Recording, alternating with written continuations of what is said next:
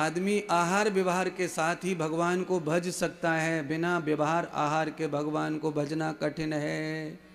ये हम नहीं कह रहे, ये छोटे कबीरदास कह रहे हैं। एक कबीरदास हैं बड़े और एक हैं छोटे। जो छोटे कबीरदास कौन से हैं? जो आज गुरुजी के घर गए और दीक्षा ले ली, माला कंठी गले में डालनी, और गुरुजी ने कहा ले छोरा या माला लेके या पेड़ के नीचे 3 दिन तक भजन कर, तेरी परीक्षा होगी कि तू चेला सच्चो का नकली है। शाम से सवेरे तक तो कबीर जी ने माला फाला फेरी, और शाम के बाद में जब चूहे कूदने लगे पेट में, तो फिर तो आप समझ ही गए। कबीर जी ने फिर अपने ही दोहा में गाते हुए वहां से भाग पड़े माला फेंक के। भूखे भजन न होए गोपाला है?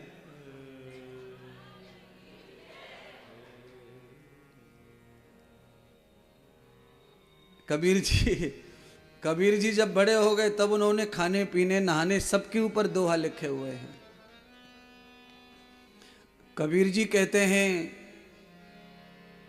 गंगा नहाने से और गंगा का पानी पीने से पवित्र हो जाएं तो मछली की बांस क्यों ना जा रही।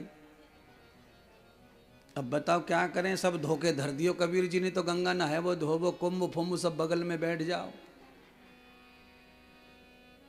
समस्या बहुत है, क्योंकि कभी कभी सच जो है कड़वा भी, कभी कभी ये तो कड़वा सच हो गया।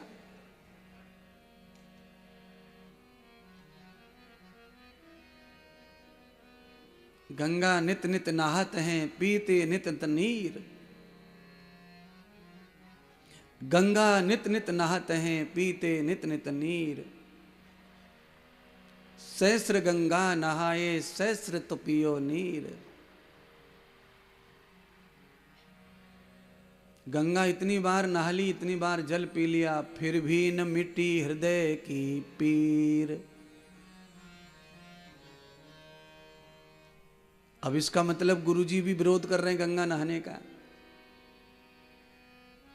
मैं विरोध कर ही नहीं रहा गंगा नहाने का, मैं ये कह रहा हूं कि गंगा में नहाने के लिए आपको भी गंगा की तरह पवित्र भाव से गोता लगाना चाहिए, बस ये कह रहा हूं। क्योंकि आप ध्यान करें, कारपेंटर जब फेविकॉल लगाता है 2 लकड़ियों के बीच में, तो दोनों लकड़ियों का वो कूड़ा करकट बुरादा बुरादा सब ब्रश से साफ कर लेता है, तब चिपकाता है। और फेविकॉल तभी काम करता है।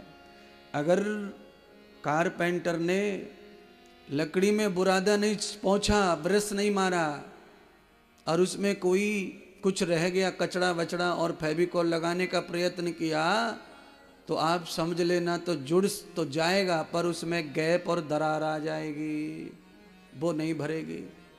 है यहाँ कोई कारपेंटर काम करने वाले बैठे तो है शर्मा जी, क्यों?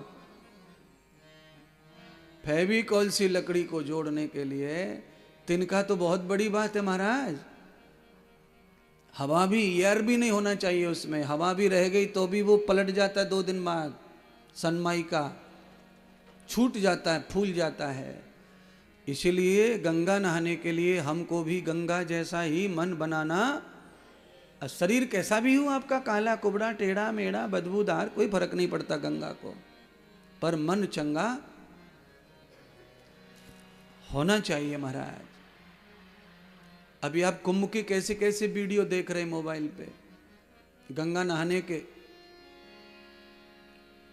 गंगा भी शर्म के मारे आंखों पे पट्टी बांध ली होंगी ऐसे वीडियो देख के। हाय राम,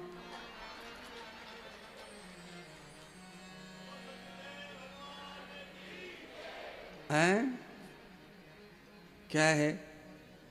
देखो बात तो मैं वही कह रहा हूं जो कहना चाहिए, पर बीच बीच में थोड़ा बात को एक्टिंग में कर दिया जाए तो फिर सही बैठती दिमाग में। अच्छा, हाय राम का मतलब आप समझ तो गए ना? समझ गए? हाय राम का मतलब 2 अर्थ है। एक तो है हैरान करने वाला, अचंभा, हाय राम ये कैसा, और दूसरा ये क्या हो रहा है। हाय राम, ये क्या